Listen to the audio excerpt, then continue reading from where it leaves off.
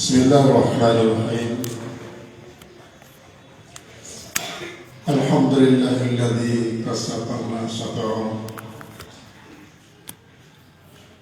wa audaha ma lam yakun qablahu azhara. Wassalatu wassalamu ala sayyidina Muhammadin alladzi ba'athahu Allahu liyukshifa ma satara wa ala alihi wa ashabihi wa tabi'in wa tabi'in ila yaumil liqa'illahi mahsyara. Amma ba'du. Al-Karam Tuan Haji Muhammad Syukri Sanusi, Ketua Yayasan Bangsa Sanusi yang kami hormati, Al-Karam Tuan Haji Utama Khamli, Ketua Yayasan Al-Halimi, para masyayikh, para alumni, para senior, bapak-bapak, ibu-ibu yang sangat-sangat saya hormati. Memang tidak ada literatur yang telah mencatat apa yang sesungguhnya menjadi hakikat daripada al-Maghfurah Abdul Halim. Namun apa yang Allah ingin munculkan ke permukaan pasti akan kelihatan bagaimanapun yang disembunyikan. Patah lama mengatakan bagaimanapun kita menyimpan durian pasti akan tercium bau harumnya. Sesungguhnya yang menginspirasi penulisan daripada buku histori genealogi Abdul Halim ini berawal dari ketika saya dulu bersama Tuan Haji Syukri pada tahun 1995 pergi ke Mekah di saat liburan anak-anak pondok. Dan sebelumnya memang tak pernah terencanakan, tetapi kalau Allah berkehendak segalanya bisa terjadi. Kenapa hal itu saya katakan?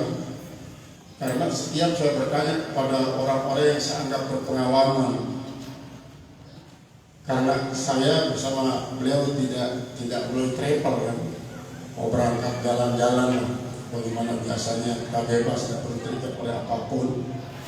Jadi setiap saya bertanya untuk menggali pengalaman selalu mengatakan tidak bisa sekarang. Tapi prinsip saya mengatakan masing-masing orang itu nasibnya berbeda. Sampai pada Al-Maqpulah Al-Musafwan saya juga tanya, gimana sih konsepnya begini sekarang begini. Beliau juga mengatakan sangat sulit sekarang. Tapi dalam hati kecil selalu mengatakan nasib setiap orang berbeda. Nah inilah yang terus keyakinan ini menyebabkan, ya kalau begitu kita aja ini Pak Syukri bikin paspor saja di imigrasi, biayanya pada waktu itu lah 25.000 rupiah bikin paspor. Kita berbekal hanya paspor saja. Nah tapi kebetulan kalau pertama sudah di Libya, sudah di tahun 5 ya. Dan ada kebetulan sahabat-sahabat di Libya itu namanya Syekh Umar, anak sekarang dia lah dulu tiket dengan beli tiket, dan nanti setelah itu kita cari visa. Akhirnya betul tiket dulu, kemudian visa. Nah terus kita urus sampai kita tahu sistem orang, permainan dan percaluan di airport itu luar biasa. Saya kayak ini seperti yang di pasar luar Cakri itu misalnya apa? Kita misalnya mau dekat di tempat orang yang bikin plastik itu, biayanya sekian, ada orang datang, saya pokoknya seperti yang penting supaya cepat jadi. Ini yang satu itu bayarnya 250.000 deh. Sementara kan yang idealnya hanya 50.000, tapi orang terus perhatian begitu saja caranya. Ini persis seperti perwakilan di Cakra itu. Nah, akhirnya begitu kita pengalaman, Bapak Supri bertekad, pokoknya sekarang nanti saya akan mengurus turis, haji turis. Akhirnya betul, sudah banyak yang diantarkan oleh beliau untuk berhaji dengan turis pada waktu itu. Akhirnya alhamdulillah sampai, kalau tidak salah itu tanggal 1 Ramadan kita berangkat dari Jakarta. Itu tidak ada informasi pada siapa-siapa, dulu kan belum ada HP. Pokoknya kita masuk sudah dia di Masjidil Haram. Nanti siapapun ketemui berarti dia memang kita tinggal di pondoknya. Akhirnya betul, almarhum Bapak Pak Mandi Mahyudi disukuri ditemuin. Hai, dulu nangis dia. Kira datang mungkin ceritanya datang. Akhirnya dibawalah kita ke tempat tinggalnya beliau di atas semua Allah. Itu tinggi yang Allah luar biasa di Sulaimaniyah. Nah, pada saat saya itikaf di Masjidil Haram, ini saya ingat saya menghadap ke arah, menghadap Ka'bah. Kalau kita sunahkan, selama kita berada di Masjidil Haram itu, baik dalam sholat, kecuali pada waktu rukuk dan sujud, kita harus tetap lihat Ka'bah. Kecuali pada waktu kita rukuk dan sujud dalam sholat, apalagi di luar sholat. Jadi kita harus lihat Ka'bah itu. Tiba-tiba ada orang dari samping kiri saya bertanya, tiba-tiba orang kata Arabi, dia bilang, lah, Arabi, ada Indonesia asli. Satariku gadang dia, kau akan tahu besok. Sudah pergi orang itu. Hanya itu pertanyaannya. Nah inilah yang begitu sampai di airport sini dulu, Mami Al-Maghfurah Tenggory Ahmad Sanusi begitu bahagia beliau karena terutama sekali Tenggory Supri mau ke Makkah itu yang membuat beliau sangat terharu. Akhirnya begitu turun di airport, saya duduk bersama beliau di depan karena beliau duduk dengan punya bemo itu yang membuatkan. Saya langsung ceritakan ini ketuaan Kusdiano di Ka'bah, apakah kalian Arab? Jawab, ini ke Indonesia asli. Lalu dia menerima cuma punya tahu. Nah, mulai saat itulah beliau itu Al-Maghfurah orang tua kita, Tenggory Ahmad Sanusi, langsung balok Surya Rasulullah. Nah, kata-kata ini balok Surya Rasulullah itu. Tapi kan kita tidak pernah mengadakan penelitian. Jadi itu kata beliau, baloknya Zuriat terus kita dengan Maghfurah ini Tenggory Makmun. Dia yang sering bercerita di Makmun, bercerita tentang bukan dari segi keturunannya Zuriat Rasulullah itu, tapi ke istimewaan daripada Al-Maghfurah Tenggory Abdul Halim yang memang pada waktu beliau masih kecil itu adalah termasuk dia orang yang sengsara hidupnya dari segi perekonomian. Setelah kenapa? Karena orang tua daripada beliau ini adalah orang yang sangat jujur. Itu sebabnya anak agung sangat senang pada beliau. Yang namanya Biksan itu, tapi siapa Biksan itu sesungguhnya? Biksan itu sangat disenangi oleh anak agung. Dia sangat memihak kepada masyarakat, sehingga pada satu ketika terjadilah rawan pangan di Gunung Sari, Batu Layar, pokoknya daya linting itu terjadi rawan pangan. Maka dengan sebab kejujurannya, dia sangat merasa bertanggung jawab kepada masyarakat yang sedang mengalami rawan pangan. Itu yang menyebabkan dia terus coba berkomunikasi dengan tokoh-tokoh anak agung yang ada pada waktu itu, dan selalu dikabulkan. Nah ini sehingga banyak orang-orang yang sentimen kepada beliau. Banyak orang yang sentimen kepada beliau. Nah, dengan sebab kestimenannya inilah dibikinkanlah fitnah kepada anak agung. Setelah difitnah itu, beliau dibawa ini ke Bangka Senang. Memang di buku ini tidak ada, karena ini tentang lisan. Jadi dibawa ke Bangka Senang. Di Dakota sekarang itu, dulu ada nunang di situ besar. Dulu pada waktu belum mondok, saya masih sekolah ibtidaiyah di sini. Kalau mami Al-Makmurlah Al-Rajiyah Halid nanam kedelai, begitu saat-saat tekan panen kedelai itu, saya saja yang malam pergi mencari air untuk rampah kedelai supaya bisa dicabut dengan mudah. Itu saya sering sendirian. Tempat itu sangat angker. Tapi kalau sudah keluar kan malam itu tidak ada yang takut. Di situ banyak ceritanya, ada itu dan ini, banyak ini. Tapi ternyata tidak pernah saya alami seperti yang diceritakan oleh orang. Disitulah Al-Makmurlah pagi-pagi.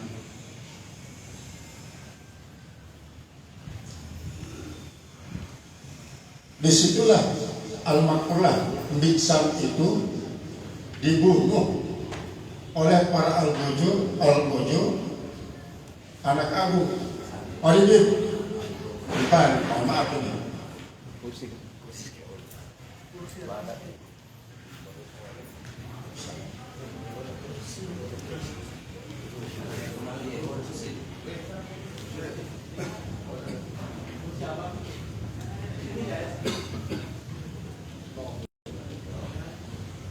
Ini kenapa terus ini?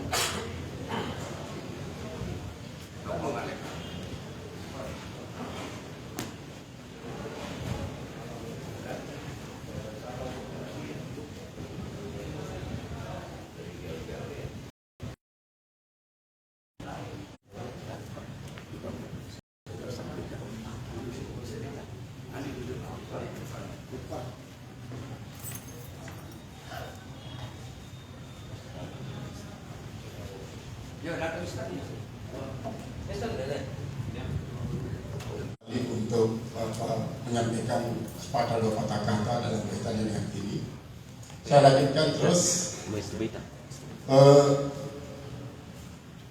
Mbik Syam ini digeret ke bawah lunang itu, akhirnya oleh Al-Gojo anak agung dan ditumbak dadanya nih, yang empuk-empuk lah, ditumbak dadanya.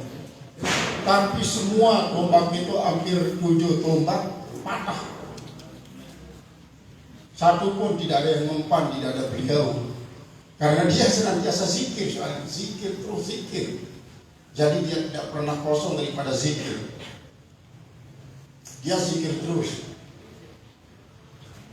Akhirnya dia menganggap bahwa itu main-main oleh beliau itu. Sampai dia bertanya kepada para Al-Gojo tersebut, kalau memang tuan-tuan mau membunuh saya, memusnahkan saya, coba ditusukkan tombaknya ke tanah. Kalau tanah ini tembus, nanti tembus sudah dada saya, dibilang. Tapi serius enggak tuan-tuan ini membunuh saya? Barulah mereka mengaku serius, karena dianggap sekali tombak itu dianggap main-main. Akhirnya betul ditusukkan tombak itu ke tanah. Begitu ditusukkan tombak ke tanah, tembus tanah ini. Akhirnya tombak yang tadi dipergunakan untuk menusuk tanah itulah yang dipergunakan untuk menusuk beliau, tembus dadanya sampai tembus ke belakang. Nah, setelah tembusnya itu digeretlah jenazah beliau dari itu timur asrama itu ke utara, dilemparkanlah dia di jembatan Blencong, lemparkan dan terbelencong. Ribut masyarakat, sementara Al-Makmurlah Balok Abdul Halim dia sedang cari rumput kuda, dia jual rumput, cari rumput di Bangketirem. Di situ ribut orang baru dikasih tahu, setelah dikasih tahu, sekarang mana jenazah beliau? Dicarilah, semua masyarakat turun untuk mencarinya. Dari itu, dari bawah kali Belencong, terus sampai dulu kan kali Melinting ini dia mepet di dusun Birtepung. Akhirnya ditemukanlah jenazah beliau tersangkut di bawah rumpun bambu. Di situ dia ditajhis di Birtepung dan dikuburkan di kuburan yang sekarang ini di dekat kuburnya almarhumlah Pak Jenderal Nurul Hadim bersama para saudara-saudara semua. Nah itulah sebabnya sehingga memang sejak awal di dalam risalah ini juga ada disebutkan kenapa kok itu disembunyikan, tidak ada yang mengetahuinya sebagai zuriat Rasulullah SAW.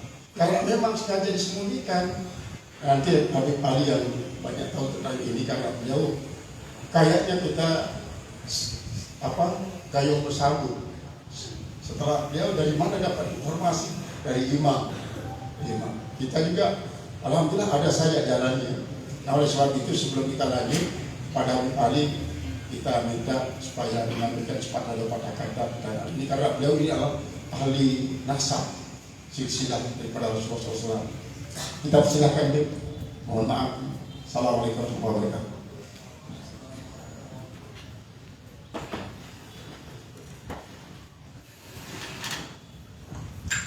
Assalamualaikum warahmatullahi wabarakatuh.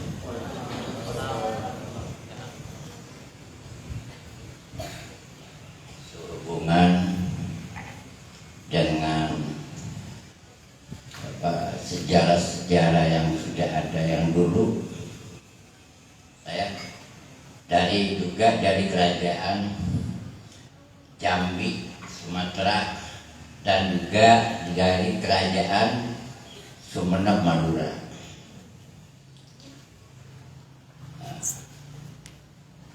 Sesuai dengan sejarah kondisi setelah meninggalnya almarhum Sultan Abdurrahman bin Husein Mampawa Al-Ghazali, sedangkan nasab Sultan Abdurrahman bin Zifrin Al-Ghazali Mampawa itu anak laki dan perempuan, sedangkan yang laki 32, yang perempuan 34. Nah,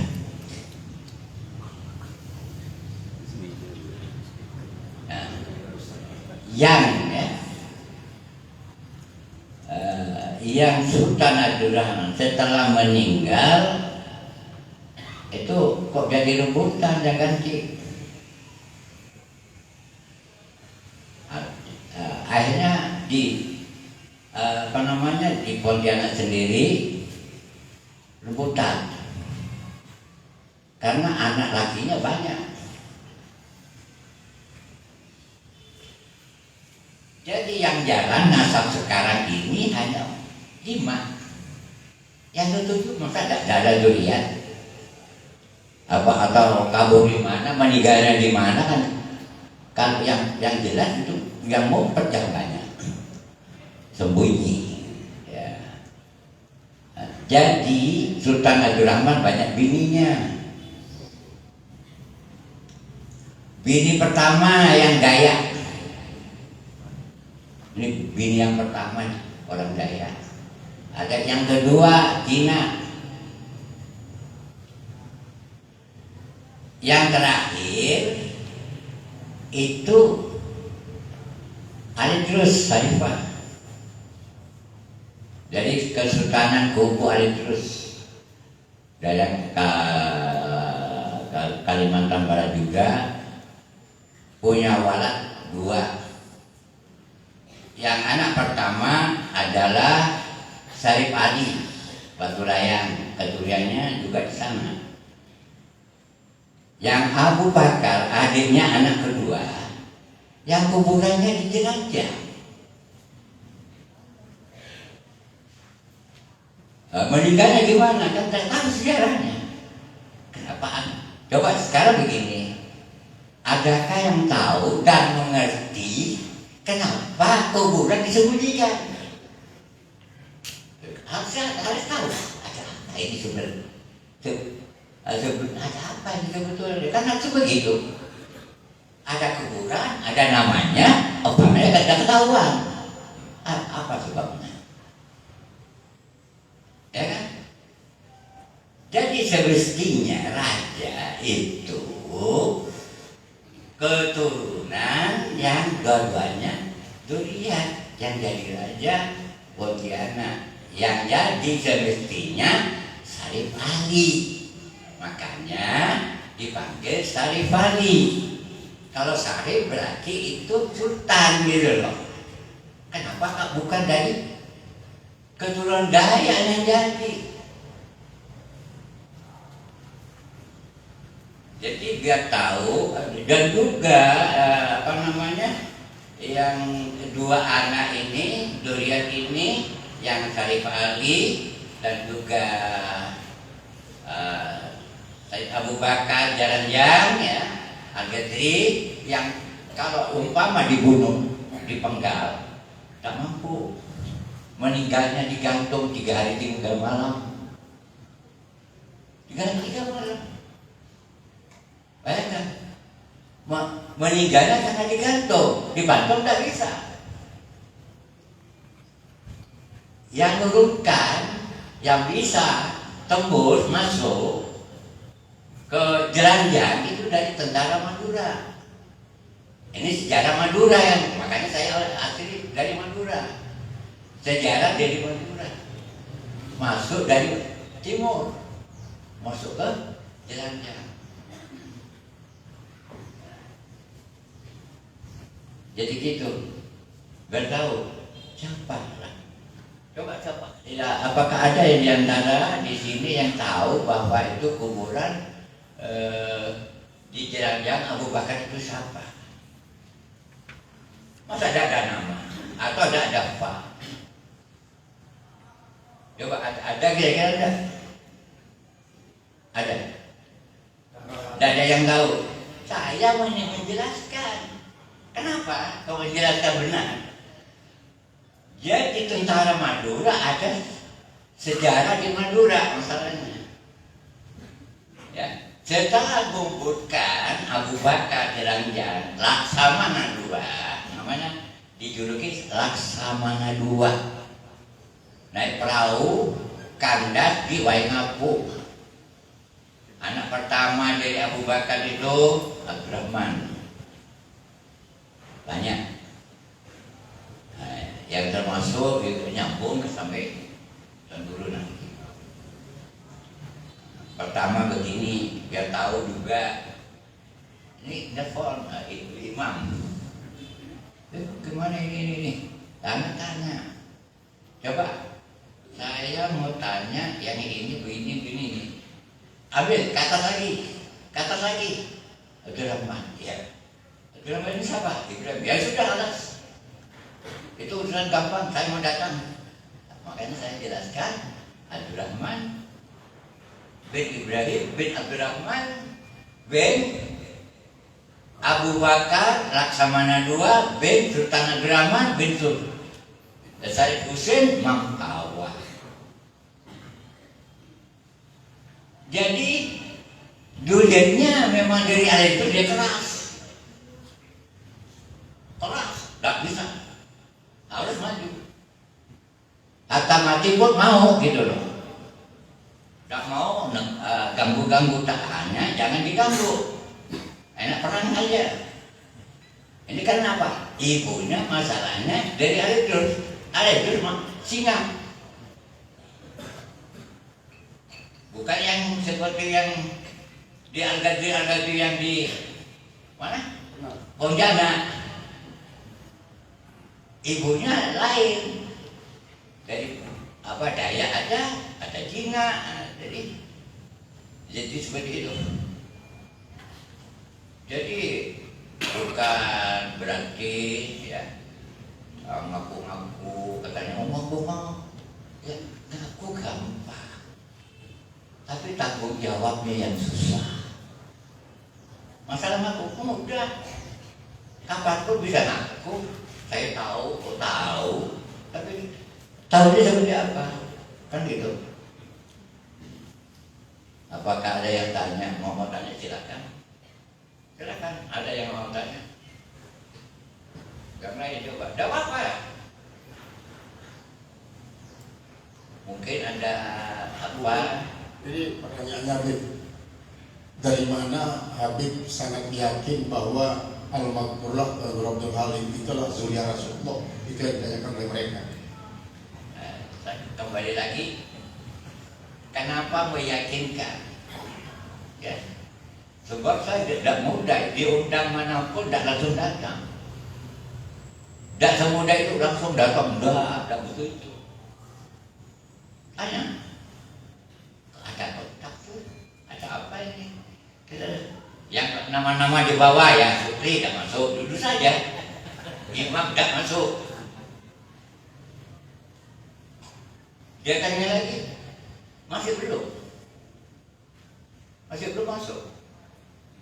Setelah nama ini ada titik terangnya. Ada titik terangnya. Terus naik lagi. Sudah. Abdurrahman bin Ber. Ya udah, ya memang ini yang dicari. Durian ini sudah 10 tahun yang lalu sudah dicari. Tidak ada ketemu, makanya saya mau datang. Tapi dengan catatan harus tahu orangnya. Kumpulkan semua. Dia tahu saya datang semua. Coba durian itu ada 7 tanda.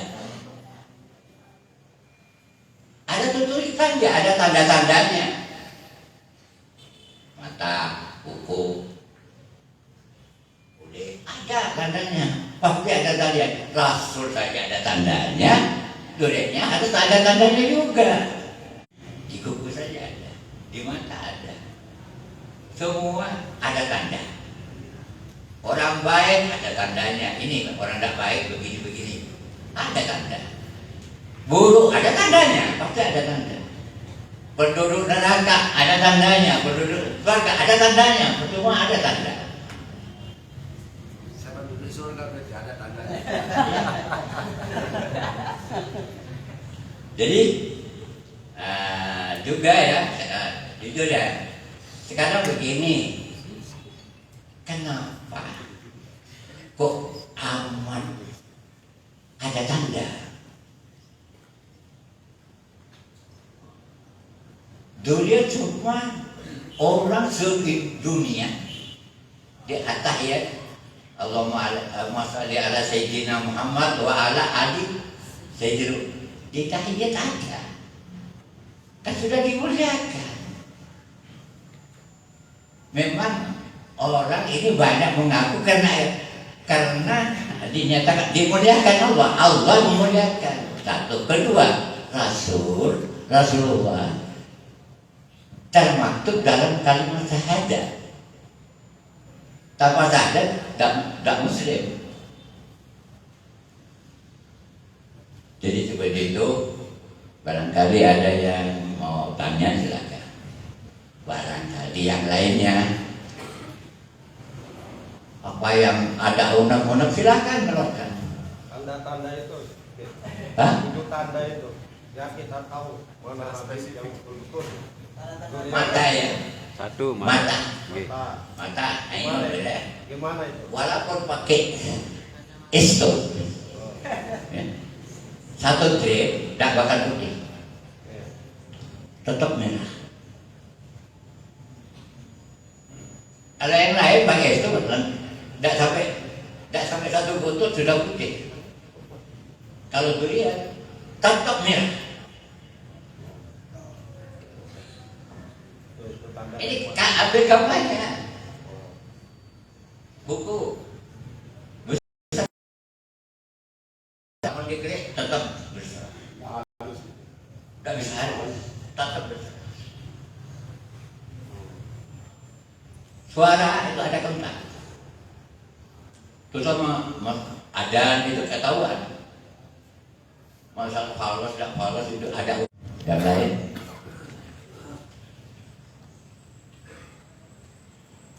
Jujur saya berani tanggung karena saya sudah tahu. Saya di maktab itu sejak tahun 65 udah di maktab. Sudah dinasab, sudah terjun bebas ke barat ke timur. Cari tahu ke barat ke timur, naik gunung, turun gunung, pernah injak ular, tapi ularnya diam tidak mau apa-apa. Harus masalah ini, masalah itu. Jadi di nasab itu tidak mudah. Nelurusi nasab tidak mudah, harus tahu.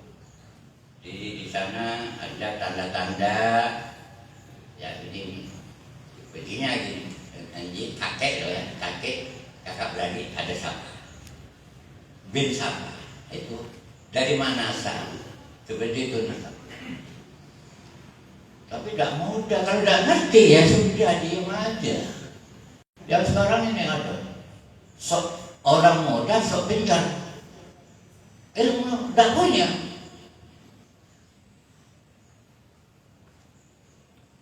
Kalau sudah namanya akhlaknya sudah bobrok, ilmu tak punya, tambah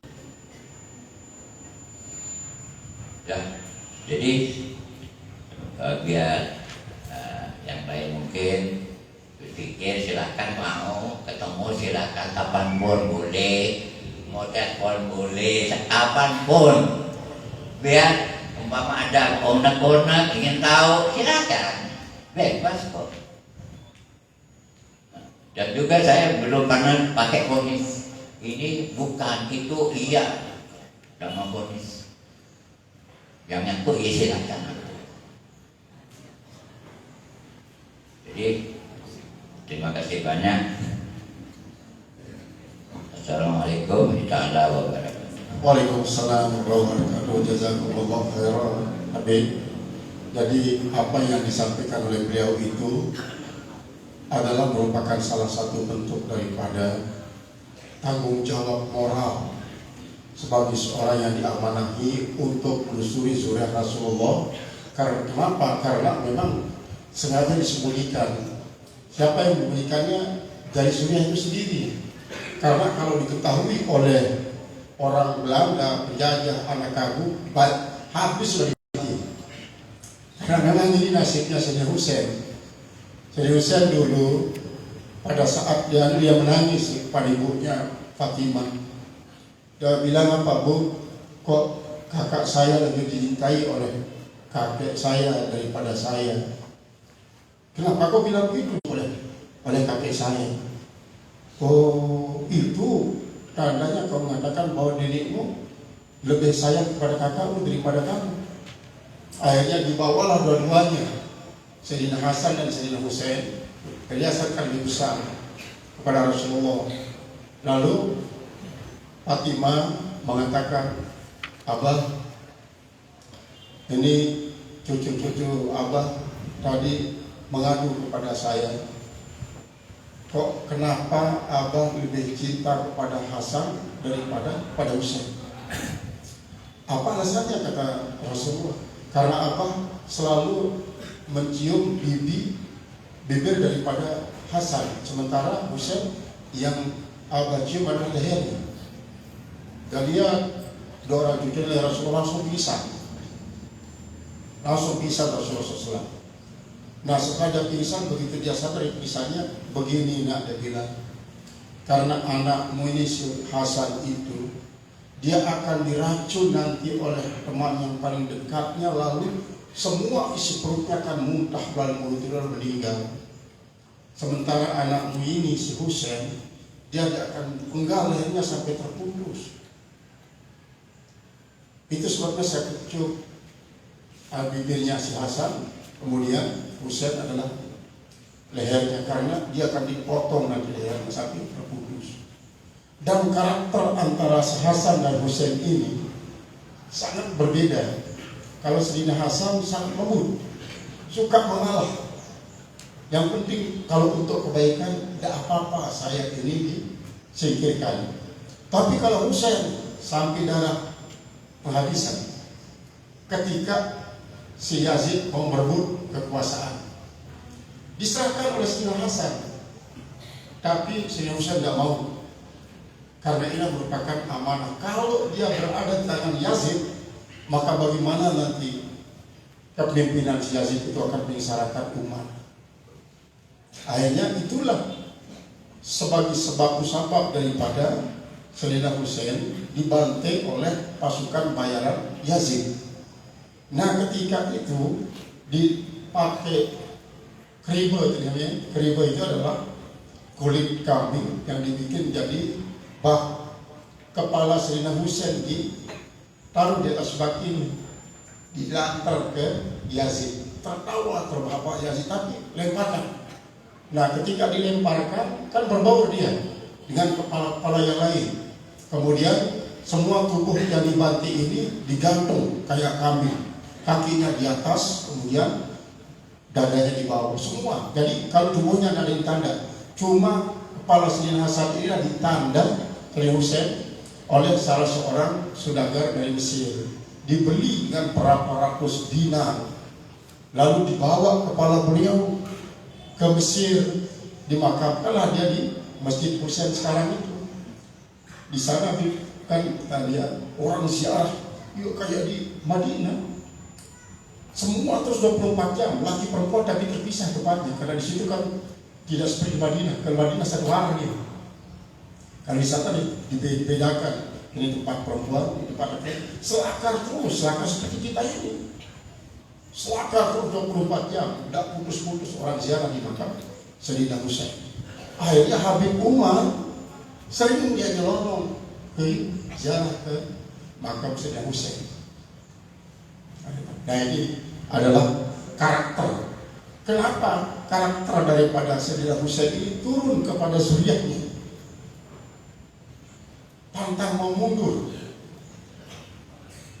Jangan anggap dia suka marah.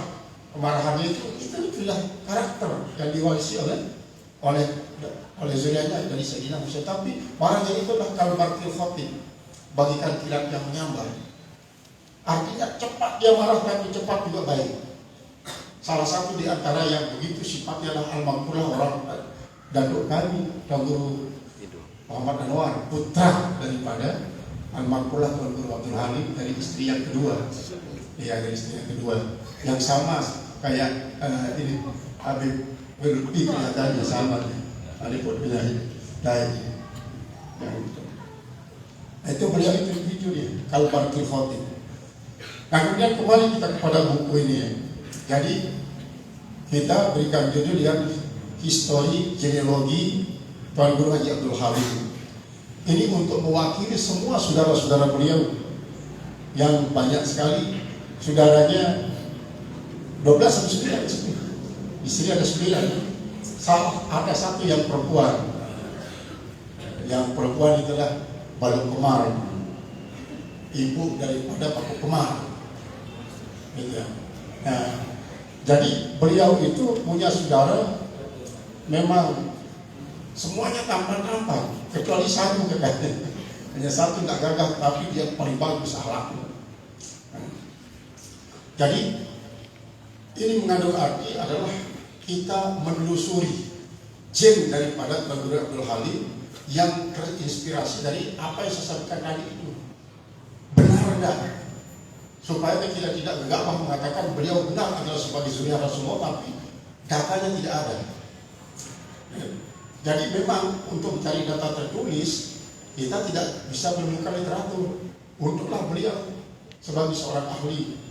Nah, kemarin kan bersama Habib Yusuf yang ahli forensik, juga ahli arkeologi, beliau itu sampai ada berapa pustaka di rumah itu diperiksa.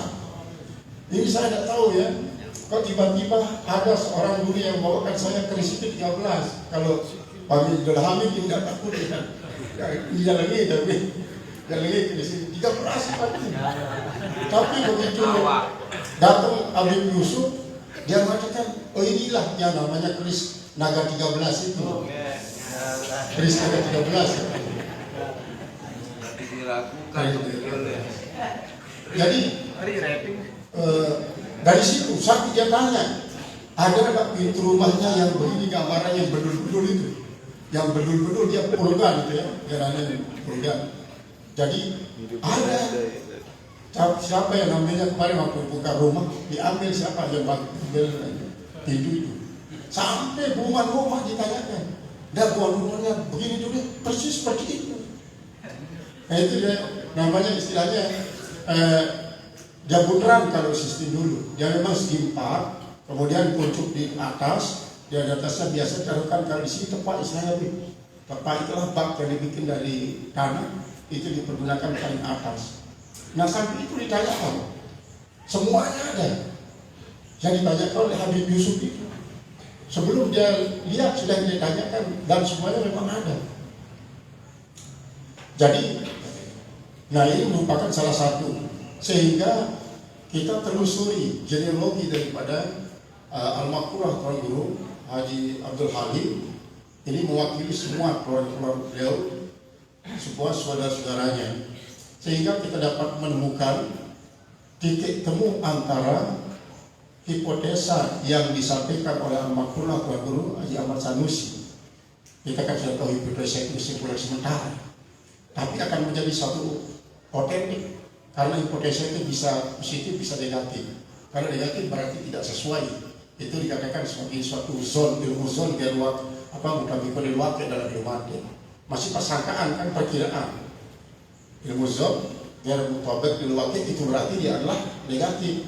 Tapi kalau ilmu zon mutabikun lil waqi' berarti dia positif.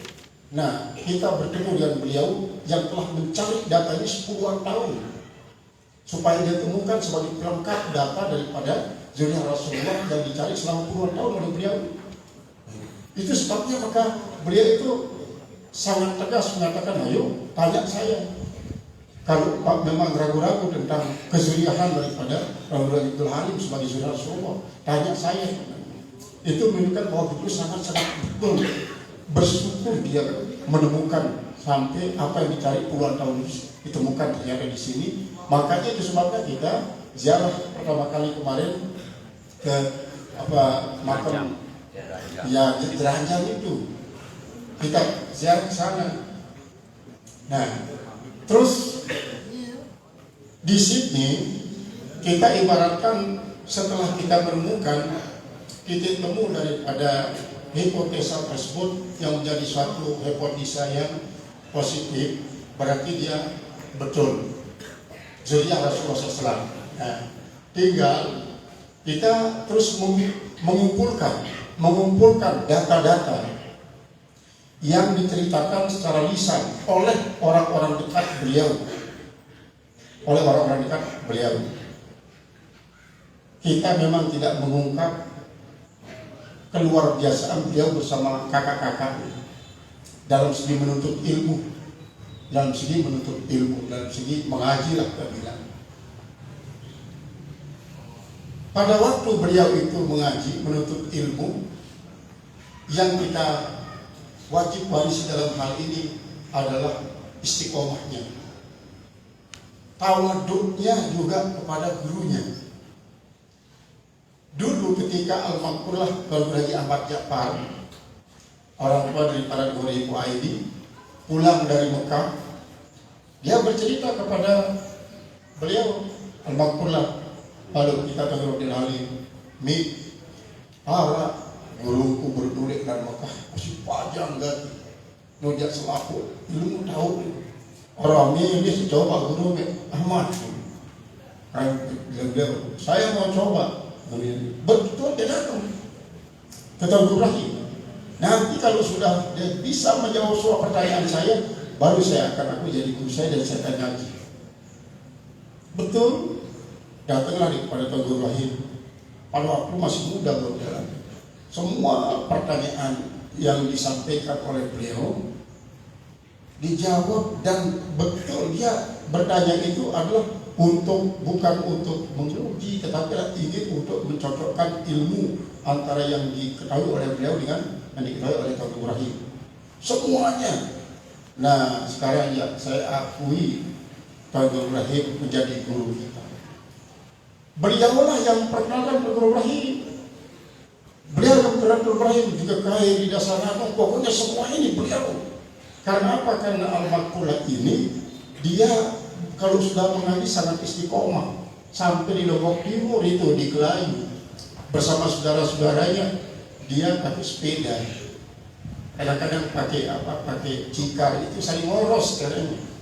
Bayangkan jalan dari Empang dulu sampai ke Lombok Timur. Jalan tanah, jalan batu. Dari istiqomahnya kita ingin warisi. Artinya apa? Istiqomah itu adalah sesuatu yang tidak akan menjegal apa yang kita lakukan bagaimanapun bersama di tangan. Sehingga keistiqomahan beliau dalam menuntut ilmu ini membuahkan hasil. Beliau sangat mumpuni dalam berbagai macam ilmu. Jangan anggap beliau tidak bisa ilmu maten, dia bisa ilmu maten. Bukan saja namun, cuma pada waktu itu kan jarang orang bisa belajar Arab. Akhirnya yang dipelajari adalah yang diajarkan oleh kitab Melayu. Kitab Melayu diajarkan. Yang penting bagi masyarakat pada waktu itu menurut beliau adalah mengamalkan hasil daripada pengajian itu. Nah, keistiqomahannya menuntut ilmu ini adalah dibuktikan dalam bentuk keistiqomahannya adalah mengamalkan ilmunya. Dalam mengamalkan ilmunya.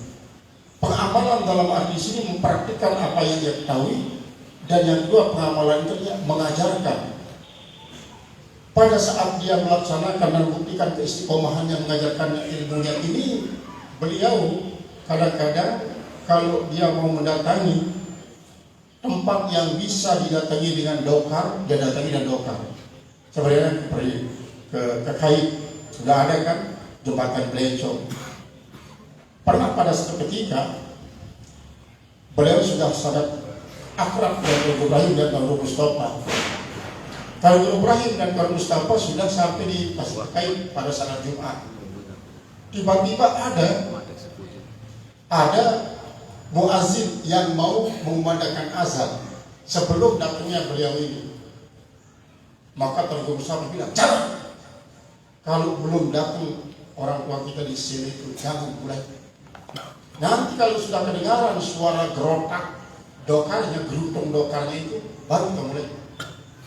Maka kemungkinan kan pada waktu itu gerotak dokar itu sebagai tanda dokar itu bagus. Andong kalau sini, kalau Jawa andong. Iya. Nah itu kalau dia runtung itu tandanya bagus. Sewaktu beliau masih berada di Wadon sudah kedengaran. Karena posisi Wadon kan tinggi. Kedengaran. Maka barulah Tuan Ibrahim dan ucapan itu sudah kedengaran suara runtung dokar beliau. Silakan mulai azan. Sampai begitu beliau itu sering menghormati. Nah, adapun kalau lokasi itu tidak bisa dijangkau dengan dokar, boleh jalan kaki. Misalnya kalau dia mau ke Kait, betulan kusir dokar itu tidak ada, mau tidak mau dia harus jalan. Karena dia punya rempuk kan, jalan yang sekarang ini. Artinya setelah beliau pindahkan Kali Meninting ke posisi yang sekarang. Nanti kita akhir nanti. Jadi ini sebagai salah satu contoh. Ketika beliau akan pergi ke Kait untuk suatu hajatan masyarakat, apabila dia akan melalui jembatan Blecong kan terlalu jauh. Kalau dia menyeberang sungai banjir. Dan arus Sungai Meninting pada waktu itu sangat deras. Karena Sungai Meninting baru jadi. Belum ditanami pohon waru. Kalau di saatnya sudah tanam pohon waru, harusnya dia pergi cepat. Nah, sebelum dia tanam pohon waru itu sangat deras dan banjir. Nah, ketika itulah beliau tidak menemukan jalan untuk bisa cepat sampai ke Kait. Kemudian jukung tidak ada kan? Ada jukung. Nah, pada saat itulah coba dia takaruf kepada Allah. Lalu dia angkatlah tongkatnya. Ini dalam ada di sini sebuah judul Sorban dan Tongkat Rasul Hadim. Begitu diangkat tongkat beliau itu, oh tiba-tiba ada jukung yang datang. Dukung yang dikucil dan gegala itu, galah. Nah itu, begitu dia sampai, dia tinggalkan jukung itu sudah hilang. Nah ini merupakan salah satu daripada kita tidak mengatakan ini kerabatan beliau karena supaya kita nanti menyanjung-nyanjung, cuma kita berikan ini sorban dan tongkat beliau. Nah salah satu juga daripada tongkat beliau itu adalah ketika beliau berinisiatif untuk memindahkan kali meninting yang tadinya akan menghabiskan kuburan ini dan dusun Biltepung. Jadi dulu itu. Maka beliau mengajak beberapa murid-muridnya untuk menggaris dengan tongkat ini dari tempat mengkolnya ini. Tempat mengkolnya itu agak barat sedikit daripada jembatan Bleco, terus menuju ke Sikri itu. Dia garis dan tongkat. Begitulah garis dan tongkat. Maka coba sekarang kalian mulai gali ya sedikit-sedikit. Bayangkan kalau tangan manusia secara manual menggali sekian meter dengan keluasan begitu dan kedalaman sekian meter, kapan dia bisa selesai? Kalau tidak pakai double dosa.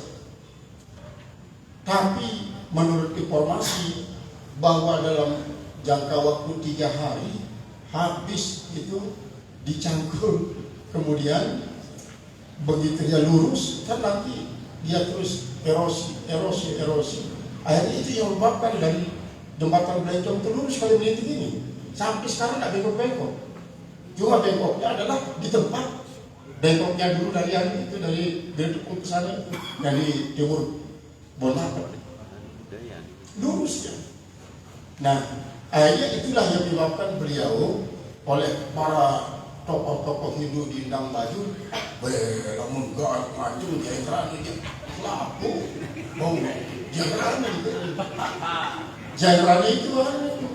jenderalnya itu Sayyidina Hamzah yang dimasukkan dalam dunia perwayangan dengan istilah jenderalnya. Nah itu adalah merupakan salah satu daripada istimewaannya. Ketika beliau itu misalnya istilahnya dulu gotong royong membajak sawah gitu. Murid-murid beliau itu seringkali diajar di bawah pohon kelapa, di bawah rumpun bambu. Begitu dia selesai pada ngaji, mulailah saatnya untuk membajak sawah. Nah, ketika beliau membajak sawah, berapa pasang itu sapi yang dari Penangga, yang dari Betul Macan, yang dari Dopang, kemudian dari Jelimu, dari Mampar dengan kelompok yang besar-besar itu, memali istilahnya itu. Nah begitu sudah siap, kemudian beliau itu dirikan tongkatnya, lalu ditaruhkan sorban. Sampai sore kalau belum beliau datang, tidak berani berhenti semuanya, tidak berani berhenti. Karena kelihatannya mereka itu ditunggu oleh beliau, padahal beliau pergi ke nyampaikan hajat ke tempat-tempat diundang. Dan itu semua adalah disebabkan oleh karena apa? Coba kalian nanti yang coba mendalami fisika kuantum, bagaimana bisa itu orang yang tidak ada di tempat itu kelihatannya di situ. Kalau dari segi ilmu kasatnya, artinya itu ilmu abstrak yang membuat orang di mana dia dibayangkan di situ dia kelihatan. Sehingga di 1000 tempat dia dibayangkan, di 1000 tempat itu dia ada. Kenapa? Karena ini lensa mata atau pikiran orang yang bayangkannya itu sudah bertaut dengan jasad halusnya, sehingga dia kelihatan. Jadi itu analisa ilmiah daripada sebuah keramat yang dimiliki oleh para wali. Kemudian, jadi kita tentu tidak akan bisa membaca seluruhnya dari rangkuman saja. Akhlak beliau inilah yang patut kita Akhlaknya didasarkan dengan sebuah ketegasannya didasarkan pada akhlak. Itu. Pada waktu beliau kedatangan para ulama, beliau sengaja memelihara sapi, melihara kambing, melihara ayam, melihara itik adalah untuk mempersiapkan apabila ulama itu datang langsung disembelihkan. Ini agak mirip dia dengan kisahnya Kiai Jazuli yang di Pelosok. Orang tuanya selalu pelihara kambing, pelihara itik, pelihara ayam untuk menghormati para kiai. Akhirnya begitu ada cerita bahwa Tuan Guru Anu akan datang, dia kumpulkan cucu-cucunya yang perempuan, termasuk yang paling tua, cucu yang perempuan adalah nenek Tuan Halimah, yang paling tua. Terus ini ibu saya, terus ibunya Ustaz Ayah, terus dia perempuan-perempuan. Disuruh ajak teman-temanmu pada berpak. Pada berpak itu tidak tahu nama berpak ya.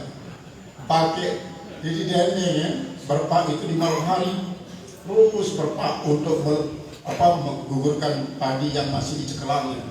Nah, besok belisung, belsak,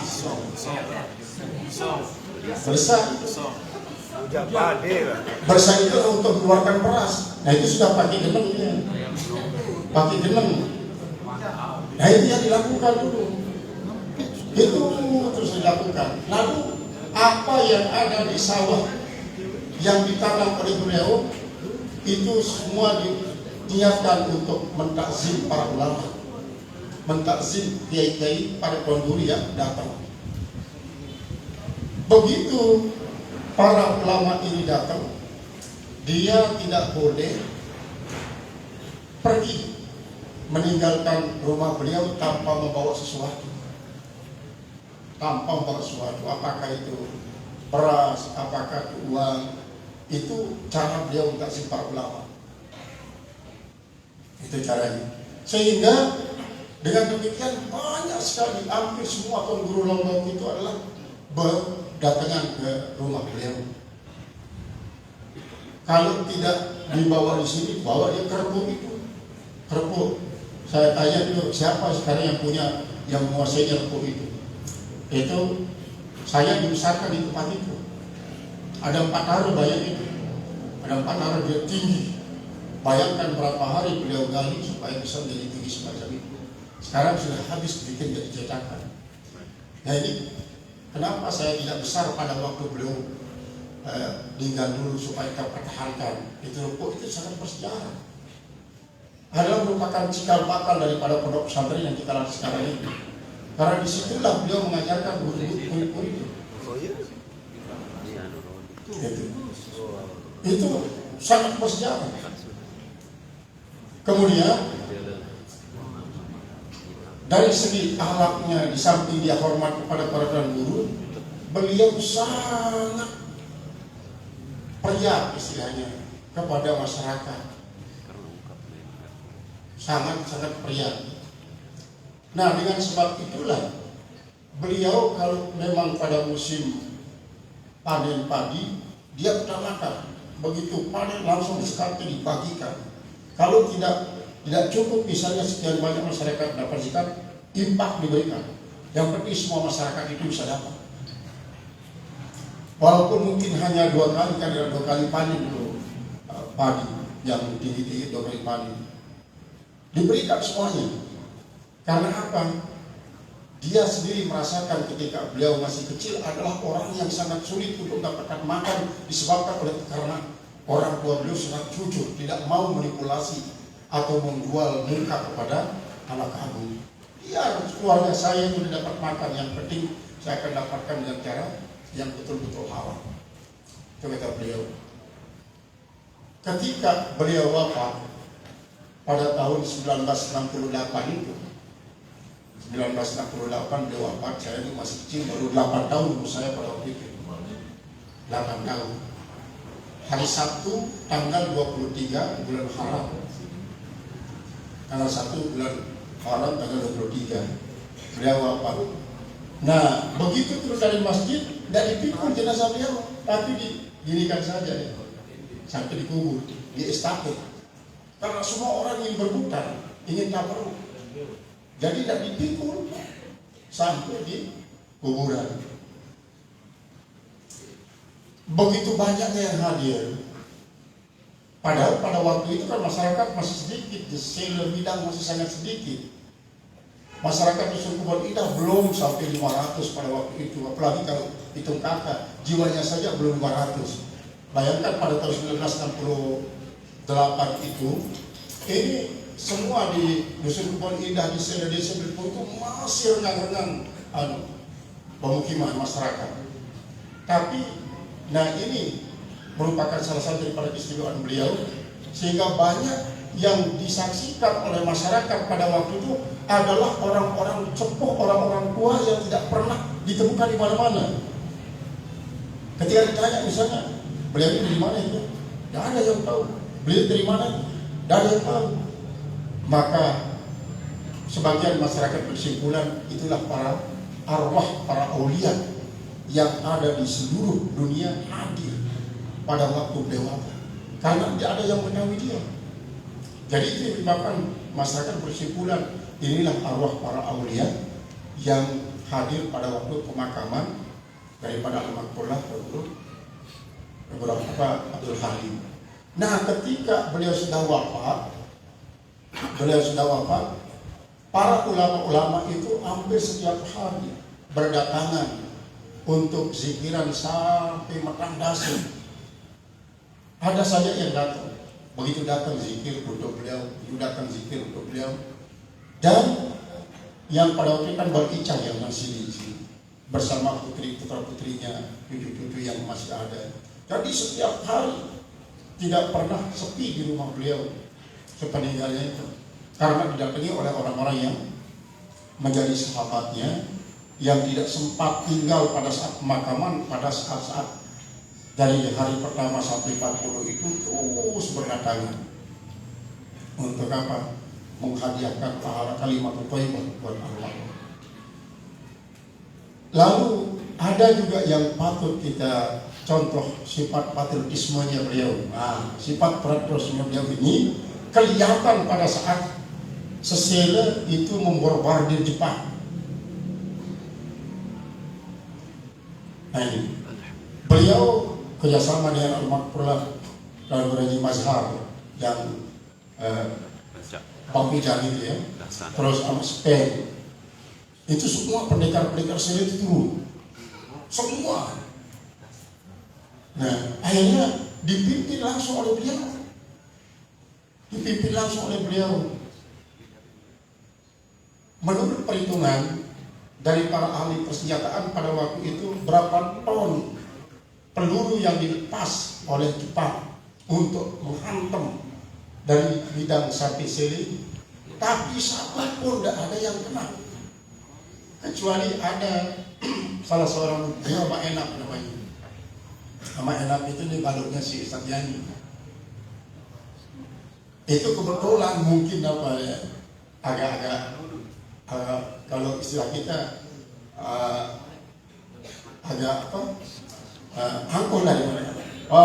Akhirnya kena ditembak oleh apa? Oleh Jepang. Itu juga pada meninggal satu orang saja. Selain daripada itu tidak ada satu pun, tidak ada. Dan pada waktu terjadinya perang Jepang yang dibombardir oleh Sele itu, pada saat itulah Serikandi, apakah itu apa jin atau yang dikatakan murid daripada pengikut daripada Dinda Soekarwati. Soekarwati itu anak daripada Raja Silpara yang namanya Fatimah. Soekarwati sebenarnya namanya. Itu sampai membuat mata prajurit Jepang terbelalak. Dari mana datangnya gadis-gadis cantik ini? Kemudian juga di depannya ada para pemuda. Sehingga semua prajurit-prajurit Jepang itu kayak dipukul dengan rotan. Dia pilek semua. Tapi begitu dia sampai di markasnya mati, sampai di pasukannya mati, sampai di markasnya mati.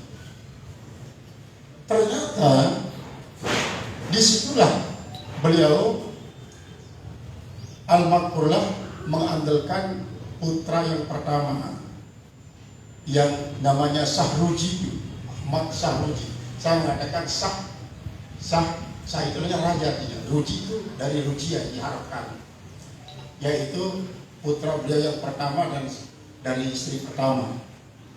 Dia ternyata tinggal di masjid untuk apa? Membaca wirid.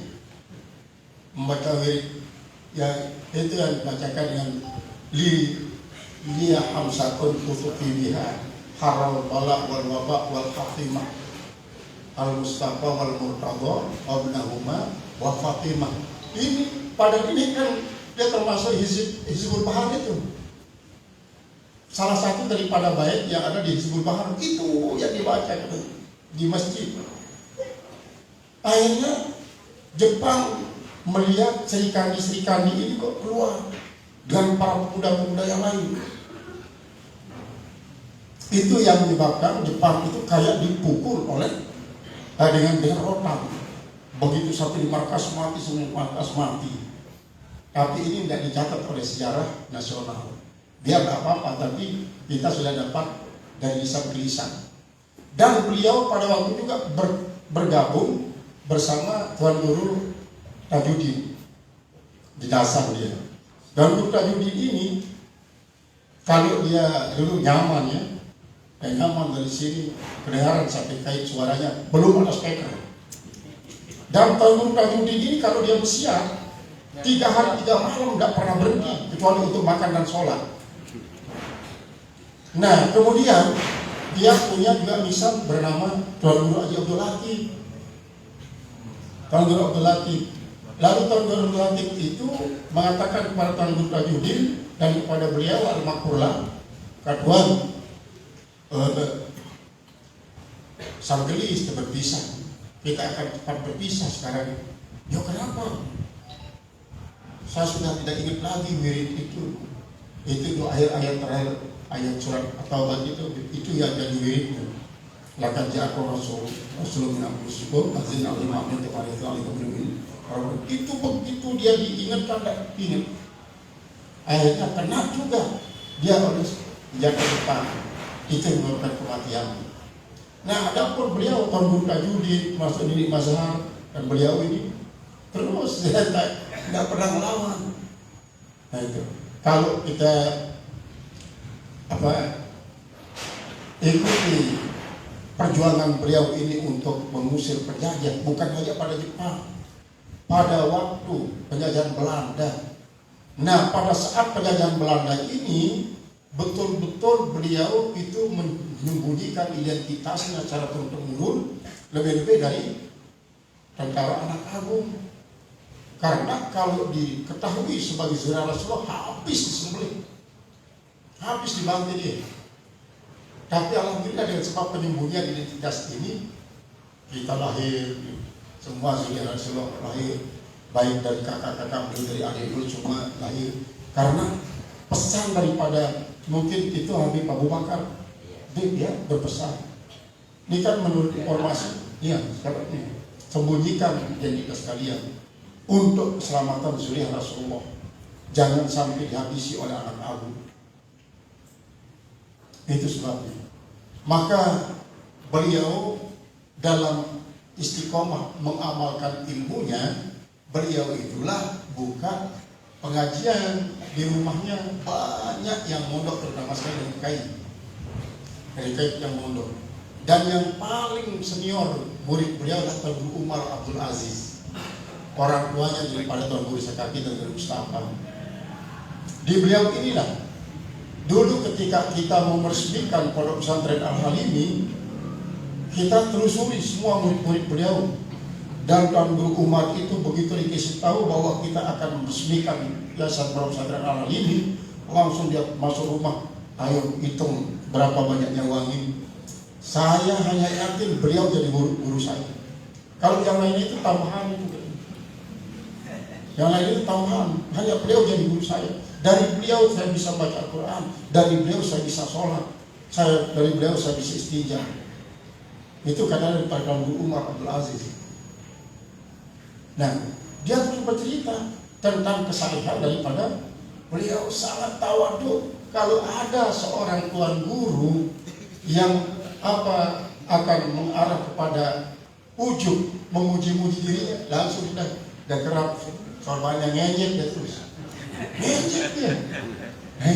Tidak mau dia melihat orang kayu-kayuan itu. Beliau ini tidak mau dia. Gitu. Jadi tidak mau melihat orang kayu-kayu, akhirnya dia pergi. Kenapa? Karena bagaimanapun sebagai seorang hamba Allah, katanya dia tidak boleh mengajarkan hal-hal yang bersifat kekajuman dan dipuji-puji oleh orang. Maka dari halakah yang diadakan oleh beliau di rumah inilah terus banyak perdatangan yang dari Jeringu, yang dari Guntur Macan, dari Dopang, dari Wadon, dari Medas, terus banyak itu. Kalau dari Jeringu biasanya mereka itu kalau tidak pakai sepeda dengan jalan ke sini, pakai kuda dia datang ke sini, pakai kuda datang. Dan masih banyak yang masih hidup, termasuk Haji Turki, kemudian Tengku Sukri, orang-orang Tahu Syafi'i. Nah, yang masih. Jadi yang sekarang ini masih alumni An-Najah, Tengku Hanafi, itu Tengku Sukri, kemudian Tengku Nasrullah. Ini yang masih senior-senior tidak boleh dilupakan. Kalau ada yang ini harus diundang. Beliau itu yang masih paling senior di Gunung Sari Batu Layar. Itu adalah hasil daripada keistiqomahan beliau mengajarkan ilmunya. Walaupun yang diajarkan itu sifat 20 kerukunan, kemudian yang kitab-kitab Melayu yang lainnya, maka karena keelasannya beliau itu membuat hasil yang sangat-sangat gemilang sesuai pada masanya. Dari situlah terinspirasi dibangunlah pada 1954. Nah ini kan 1954 dibangun madrasah ini sekarang ini. Dulu 1954, sekarang hall beliau yang 34. Dibangun madrasah An-Najah itu. Ini mungkin ada masih sisanya di DKI. Itu sudah yang paling pertama kali dibangun. Hanya 4 lokal. Sampai saya tamat ibtidaiyah tidak bisa pakai lantai. Tapi dia pakai apa? Pakai gres. Dia pakai gres, dia pakai semen. Karena tidak ada biaya. Pada waktu itu tidak ada biaya, apalagi mau pakai hal semacam ini. Itu sampai saya tamat ibtidaiyah masih. Kan saya kan begitu naik kelas 6 SD, teman-teman yang lain semua melanjutkan ke Gunung Sari dan Baju. Saya sendiri masih ibtidaiyah. Kelas 4 lagi. Turun. Seharusnya saya kelas 6 kalau di kelas 4. Tapi begitu naik kelas 5 kita ujian ibtidaiyah. Ibtidaiyah. Itu pun double. Nah, akhirnya beliau berdasarkan musyawarahnya bersama Al-Makmurat Al-Ibrahim dinamakanlah nama madrasah ini adalah dengan madrasah An-Najah. Ternyata di Cina ada zuriyah Rasulullah satu wilayah besar, bahkan sampai kabupaten yang gubernur itu namanya An-Najhiyah. Itu satu-satunya daerah di Cina tempat murni umat Islam, An-Najhiyah itu. Kemudian dari An-Najah ini terus kan ya, kalau sistem pendidikan yang ditempuh pada waktu itu, bahkan sampai saya masuk kuliah, saya sering berdebat dengan Al-Makmurat dan Guru Haji Ahmad Subukti kan, dia dong jadi kepala ibtidaiyah. Saya pulang kuliah jam 10 kan, kita 3 kali kuliah dulu dari pagi sampai jam 10 malam, dari jam 8 jam 10 pulang. Di sini belum ada gurunya, ibtidaiyah. Karena apa? Guru-gurunya masih di sawah. Tapi ternyata itu yang berkah. Coba tanya ya, As-Sabiqun Al-Awwalun yang ibtidaiyah itu. Kalau tidak ada guru, cari sudah di sawah, di kebun, sedang apa? Sedang nyeder, ya. Agar apa? Ini terong dan sebagainya. Oh, tidak ada guru, ya. Ayo kita mandi dulu. Mandi, begitu mandi, kan harus kita gayung dulu, begayung sebelum kembali ke madrasah untuk manggil guru, begayung dulu untuk mandikan guru. Nah, kalau sudah itu baru datang ke madrasah. terus ngaji sebentar saja, pulang lagi gitu. Tapi pada waktu itu saya ingat juga banyak muridnya, yang perempuan juga, yang sudah berbalu-balu. Yang laki-laki masuk pagi, yang perempuan masuk sore dulu. Banyak yang baru-baru yang besar-besar, terus pakai kebaya, ya kan? Pakai kuda baru itu. Tuh bayangkan, yang perempuan bisa, tidak ada yang sampai kuda lawan, pakai itu berokat dulu itu. Sekolah, terus pakai kain panjang, terus kerudung itu. Itu kebaya, itu yang dipakai.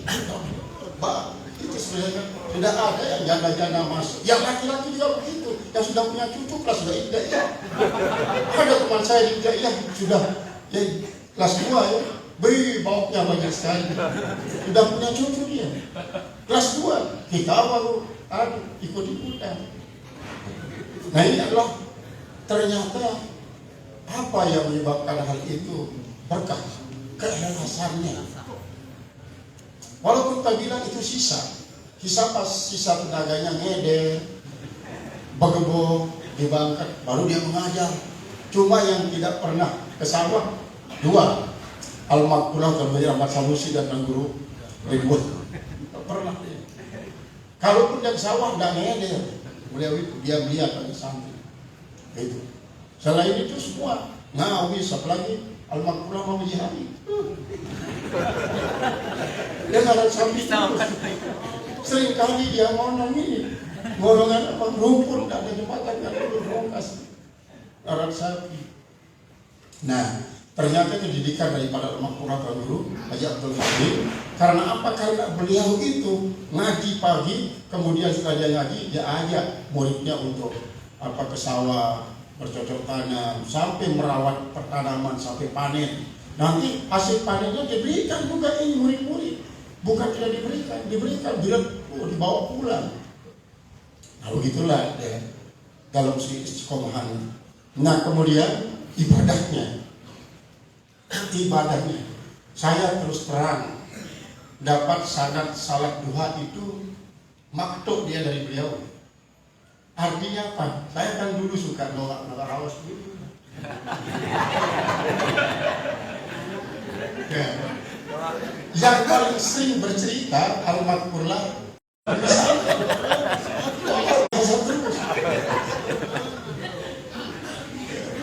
beliau yang bercerita Haji Lalu. Karena dulu kan ini Amin punya warung es di sini, di tempatnya si Oni, di tempatnya jualan si itu parfum itu. Nah, di situ tempatnya.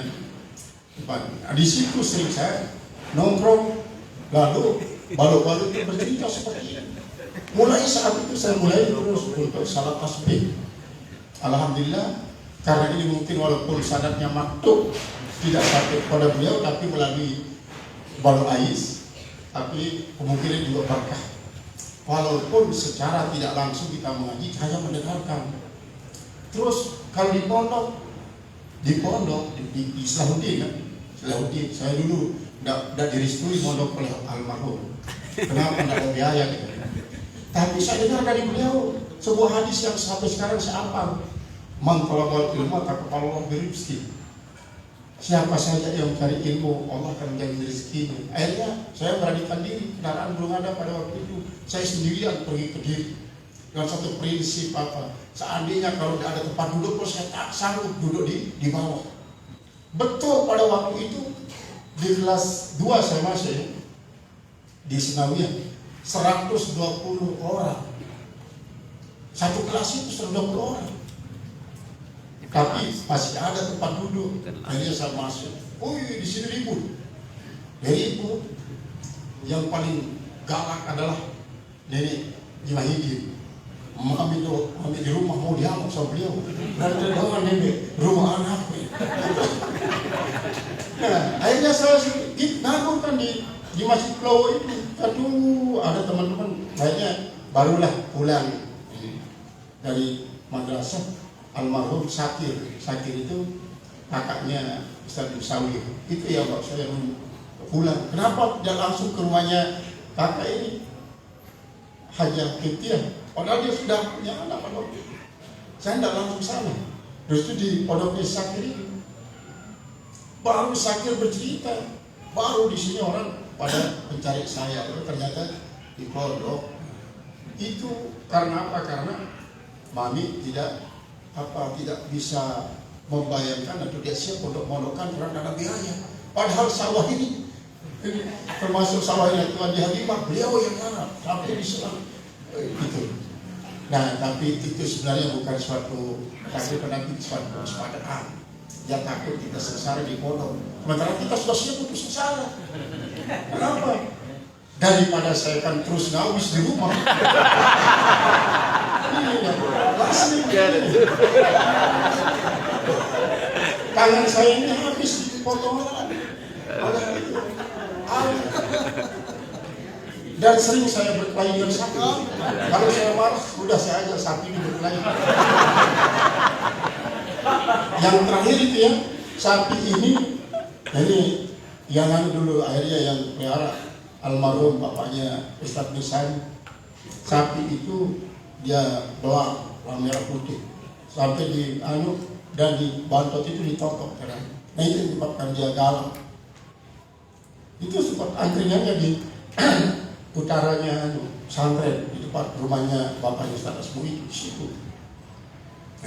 Akhirnya lama-lama saya berpikir kayaknya saya Abdul Jailani itu seolah-olah bukan untuk ini kamu diciptakan, bukan untuk orang sapi gitu. Akhirnya apa? Karena terlalu ngawis saya. Kenapa mami suruh saya ngawis supaya jangan cepat besar? Ini dan ini. Supaya kamu jangan cepat besar. Karena kalau cepat besar nanti kamu cepat lagi saya bisa. Itu saya tidak bisa besar karena terus begitu. Sampai saya tamat, berat saya hanya 35 kilo. Tamat di Saudi tahun 1979. Itu karena kurus. Karena semakin monok semakin kurus kita. Nah, tapi alhamdulillah dan berkat-berkat daripada beliau-beliau itu, begitu pulang dari Saudi, sudah bagaimanapun caranya kita harus majukan ini madrasah ini. Akhirnya bersama Tuan Guru saya ini, karena dia sudah tamat khusus kan, sambil kuliah, 24 jam tidak pernah kita sampai kita bikin soal bermacam-macam cara seperti madrasah ini maju. Akhirnya dengan berkat doa daripada yang doa pada waktu itu, kita yang masih muda silahkan terus full time bekerja. Alhamdulillah seperti yang sekarang ini keadaan. Dulu pernah Sanabia itu hanya 3 muridnya, yang masih sekarang Ihsan dengan Tuan Guru Sulaiman, yang almarhum sudah Tuan Guru Yasin. Hanya 3 sampai tamat kali Sanabia. Nah itu. Akhirnya Tuan Guru Yasin kan tetap dia di sini ngaji Ihsan terus ke Alia Mataram itu Tuan Guru Sulaiman ke Mekah. Dia Tuan Guru Yasin itu sejak dia kecil juga jual rebu terus. Dia jual rebu, tapi istiqomahnya di santren Sadarudai. Dia seringkali belajar pakai di lebotol itu. Jadi sebelum dia ke Kediri sudah alim dia. Saya pulang dari Kediri dia baru masuk. Kalau di sama Guru Pasar itu. Nah ini saya katakan bahwa ini berkat daripada beliau-beliau yang sangat-sangat ikhlas mengamalkan dan mempraktikkan ilmunya. Nah, jadi tidak bisa kita habiskan. Jadi gambar saya nanti bisa dibaca. Ini sudah hampir jam 6 kita mau lanjutkan perjalanan ini. Tapi mungkin ada yang berupa saran, masukan atau yang perlu ditanyakan. Nanti Habib Ali juga siap untuk menjawab. Silakan, mungkin ada yang masukan ya.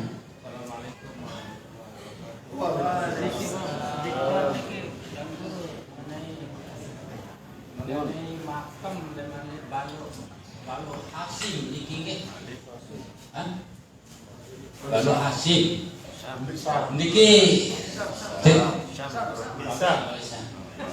cerita bayangan doang kayak niki menurut sejarah niki parane aja setelah ketemuan nih mayat niki le kubur karis niki atau makamnya. Nah ini sebagai lalat atau bagaimana sebagai tambahan gitu. Kemudian si kedua niki Zuriyah daripada Tuan Guru Haji Abdul Halim niki bedait le Habib Hussein atau le Sultan Abdul Rahman niki. Nah, sekedar niki dulu ada penjelasan. Jadi memang kubur kares niki adalah termasuk, ya termasuk. Tapi kubur kares ini adalah yang Habib Abdurrahman, Habib Abdurrahman yang di kares, termasuk balut daripada balut daripada Abdul Haji. Nah sedangkan di samping kalau orang tuanya dia dimakamkan yang di situ.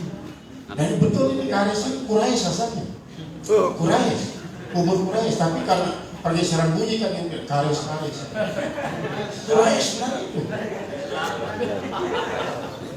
Jadi itu adalah dan diteliti oleh beliau dengan Habib Yusuf, benarnya itu adalah termasuk balut daripada Guru Abdul Halim. Kalau Islam itu yang orang banyak itu sekali. Nah kemudian yang salah satu juga Ibrahim, Syarif Ibrahim. Nah itu yang ceritanya di situ juga. Nah Islam itu yang kubur bata yang sekarang kubur Johar. Nah itu yang kubur bata itu kubur Johar. Ya ketua. Mungkin. Assalamualaikum warahmatullahi wabarakatuh. Sebagai tambahan saja mungkin ya. Jadi yang di kubur Kares adalah Abdullah itu bukan Abdul Rahman. Jadi kubur Abdul Rahman adalah kubur Madinah, kubur Bate sebaliknya. Nah, jadi itu diteliti sama kebetulan Habib Ali tidak ikut, itu Dole yang ikut. Ya, itu yang di Kares itu adalah Hamasam. Hamasam itu namanya Abdullah. Jadi keturunannya Abdullah bin Abdurrahman yang kubur Bate bin Ibrahim si Bar boleh Bar di dekat kubur Anggur Abdul Latif Luna Buat kubur. itu Syarif Ibrahim, baru Abdurrahman, terus baru Abu Bakar di Jeranjang. Nah cerita si melatar belakang. Jadi karena ada hipotesa si terbangun dengan mami si dengaran langsung si Tuan Guru Munajid bahwa Tuan Guru Abdul Halim adalah zuriyah. Nah ini kan di dalam ilmu hari datang yang disolah bercerita bahwa aku ketua misi Tuan Guru Alpin Mujur bela yang merari di tuan dengan ikuti bahasanya keturunan Tuan Guru atau ini angkat ketuan si Tuan Guru Alpin keturunan Tuan Guru, apakah Tuan Guru Abdul Halim keturunan atau Tuan Guru Ahmad Sanusi. Jadi beda-bedanya ini nanti akan ketemu karena Tuan Guru Ahmad Sanusi akan ketemu dengan Ahmadinah. Ahmadinah ini adalah pakunya sendiri syarat. Nah, ini syarat ini Dinah ini adalah Ahmad Syekh dengan Tuan Guru Abdul Halim. Jadi semerpon dia sempuh. Jadi nak Tuan aku Tuan Hamidah ibu sempuh aja ini syarat. Nah, ini hasil anu. Nah terus perlu ada suburan anunya si Tuan Guru Alpin. Ada manuskripnya, lalu cuma saya ini dia sempat foto. Apa yang anu? Jadi Tuan Guru Abdul Halim ini adalah balurna Arab Ibrahim, Kusubawa Abdul Rahman. Ratu bawa nu diingat ya karena dia lupa foto. Nah, akhirnya terus kita gali datang di Tuan Guru Alpin sampai 2 kali datang dengan Tuan Guru Munajid, datang langsung ke Munjur. Nah, dek namun sebulan sebagian dokumen lagu dia sendiri sebulan ke si aslinya si lupa foto isi di sekolah menentunya si lupa foto ya kan. Nah terus kita gali, akhirnya suatu hari kita disuruh nelpon Habib Ali. Saya telepon Habib Ali begini saya ceritakan sampai mana ini Abdurrahman bin Ibrahim. Ya sudah, kamu Al-Qadri, pakai Al-Qadri. Oh, saya perintah katanya. Oh, saya nggak ada yang bisa merintah saya, Beb. Ini mau tanya tidak perintah saya pakai Al-Qadri. Oh saya ini dilahirkan tidak boleh diperintah sama orang kalau belum jelas. Ini boleh ditanya nih Pak Habib Ali yang merintah. Kamu Al-Qadri? Tidak bisa, saya tidak ada yang boleh merintah saya. Saya bilang begitu lewat telepon tapi. Nah akhirnya bincang-bincang terus lewat telepon, akhirnya beliau bersedia untuk meneliti. Akhirnya kita jemput hari Rebo, kalau tidak salah yang pertama itu hari Rebo atau Kamis kalau tidak salah dijemput sama ini Dore sama Imam. Akhirnya diteliti. Pertama yang diteliti saya dari kuku, mata diteliti sama beliau. Saya tidak ngerti. Coba lihat kukumu, kata saya belum dijelaskan. Dilihat kuku saya sama Pak, tidak dikasih tahu apa maksudnya. Terus dilihat saya gini, tidak dikasih tahu. Karena di akhirnya itu baru dikasih tahu, saya keluarkan pusaka. Ya, kalau Najib mengeluarkan pusaka, yaitu keris. Saya keluarkan juga keris dari mami, dan juga itu bokor si kuning loh kebetulan katuan susu dia meski, katuan di Taskia dia meski. Nah ini bokor di Kalimantan. Itu semua dicatat, difoto, dicatat. Kubur bata difoto, dianalisa batanya. Bata dibuka, diambilnya kan kebetulan dibuka. Ini kubur bata ini kalau dari tahun pembuatannya dan besarnya itu 150 tahun ke atas. Jadi kalau ulang tahun si atas, dia tahu tepiak bata segala modern. Nah, terus mana kubur no mesan. Seharusnya ada mesannya dulu ya, kamu ada mesan. Namun kita kan enggak, sering mengabaikan yang hal seperti itu. Padahal penting. Karena model mesan itu biasanya ada, Al-Qadri itu ada model mesannya. Cuma kan kita sering mengganti-ganti, rusak diganti, bahkan kita tidak pakai mesan. Gitu ya. Nah diteliti, baru saya dikasih tahu sama Habib Ali, kenapa kukumu? Dia bilang kan arisan guru. Karena seperti ceritanya beliau, di kuku itu ada ciri. Termasuk pinggang saya dilihat sama Habib Ali, pinggang. Ini awal-awal pinggang diperiksa, suara. Jadi dia suruh saya ngomong kan saya mencorak lepas apa? Karena saya anggap keluarga juga, saya tidak ada beban-beban ngomong itu kan. Lepas saya ngomong sama beliau. Akhirnya suara saya ini masuk. Ya persis suara saya jelek. Enggak ada modulasi apa begitu katanya gitu. Kayak modulasi hanya beliau yang tahu dikit. Kitab Kapah katanya, kitab Kapah juga. Kitab Kapah di sini disebutkan ciri-ciri. Jadi kuku masuk, mata masuk, suara masuk, pinggang masuk, kulit masuk. Akhirnya beliau waktu saya kumpulkan kebetulan Mami Sabrina hadir, Mami Pakai Puan, yang hadir ada sekitar 30-an yang hadir saat itu. Berkesimpulan 1.000.000% Bang Abdul Halim adalah Suriah. Bukan saya pakai 100%. Ini hidup bebas ini. Jangan ada videonya saya simpan. Nah ini 1.000.000% bahwa Kang Abdul Halim adalah Suriah. Nah yang masalah haji itu lupa diceritakan sama Najib. Itu baru di sana tempat saya kagum dengan beliau ketika kami berangkat umroh berdua. Beliau mengandalkan bahasa Arab, saya mengandalkan bahasa Inggris. Karena berdua, karena umroh. Kenapa saya berdua? Masa? Ini saya ngomong sama beliau. Sini tidak ikut menjadi pengurus akhirnya nekat kan berangkat berdua. Terus banyak titipan karena saya tukang bongo titipan, tukang lagi kan dah benar kita aku itu lah kan saya tukang bongo masalahnya. Beliau kan tak bongo, saya tukang bongo. 1996 berangkat itu banyak ya, karena beliau ini ahli benar. Beliau ini sering ke masjid, kalau saya sering tidur ngeliling. Jadi tugas beliau zikir, saya tugas ngeliling di Mekah, hampir semua pojok di Mekah itu sudah keliling. Kalau dia Husain 39, karena ada catatannya. Cuma pesan Habib Ali dan sudah dipesan sama Pak Guru Nadi, tidak boleh disebut semuanya, karena nanti ada orang yang nyodok istilahnya. Harus ada disembunyikan 2 atau 3. Kalau kuliah saya tahu. Cuma pesannya bro, jangan buka karena nanti ada yang mau nyodok-nyodok. Nah ini bahasa Nodo juga, itu bahasa dari beliau. Artinya nanti ada yang mau mengaitkan dirinya. Jadi pesan beliau ini, saya tanggung jawab dunia akhirat. Jadi apa yang saya temukan, apa yang saya tanggung jawab dunia akhirat. Karena tugas saya, karena beliau seperti yang diceritakan barusan adalah bagian dari ahli nasab di Rabitah Daimi Ba'alawi. Ya, beliau dulu ahli nasabnya. Dia bawa kita sekarang kalau mau lihat itu 2 koper. Ini ada di bangkit ini. Dia bawa semua nasab.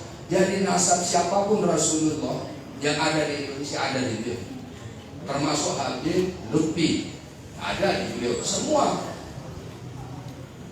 Karena itu dia, bukan tulisan beliau, karena beda tulisan beliau, karena di buku yang dibawa itu adalah dia bagus. Kalau tulisan Habib Ali sama jeleknya dengan saya. Jadi tulisan bukan tulisan. Belum tahu itu, karena belum ada data, tidak boleh ngaku-ngaku itu. Berdosa kan, Pak. Seperti bahasanya Kang Alvin, kalau ngaku-ngaku nasab itu berarti kita menganggap orang tua itu zina.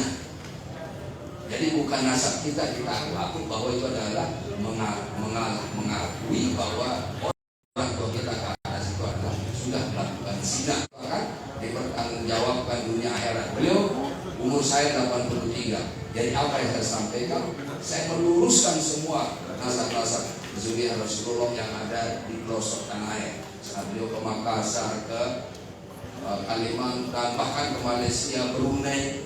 Jadi data yang di Brunei ada di beliau. Data di Malaysia ada di beliau. Yang ada di Filipina. Kemarin mau Filipina tapi kendala COVID tidak jadi berangkat. Tapi ya, mungkin ini tambahannya, mudah-mudahan ada manfaatnya. Demikian, Assalamualaikum warahmatullahi wabarakatuh. Waalaikumsalam warahmatullahi wabarakatuh. Tadi kita tutup acara kita pemaparan secara umum tentang apa yang ada dalam buku ini. Nanti sambil tidur wali baca tidur menjaga mafhum siapa hakikatnya Al-Mahfulah Haji Abdul Halim bersama para saudara-saudaranya yang kebetulan lahir di dusun Kebun Indah ini, sehingga kita tahu semuanya adalah zuriat daripada Rasulullah SAW. Tapi ingat, yang kita warisi adalah bagaimana supaya bukan kita untuk dipuji, bukan kita bermaksud untuk dipuji-puji sebagai zuriat Rasulullah, tapi supaya kita konsisten untuk mengikuti akhlak Rasulullah, supaya jadi ada remnya kita ketika kita terjun berbuat maksiat. Kita ingat jangan mengkhianati Rasulullah. Di darah kita ini ada zuriat Rasulullah. Jangan sekali-kali mengatakan darah saya mengalir darah Husain lalu kita buat sokong takabur. Tapi justru darah Husain ini mengalir kita sebagai penganut kita untuk melakukan perbuatannya terlarang. Itulah akhlak yang diinginkan. Tadi kalau bisa kita sama-sama doa kafarat majlis saya ya. Subhanakallahumma wa bihamdika asyhadu an la ilaha illa anta astaghfiruka wa atubu ilaik. La haula wa la quwwata illa billah.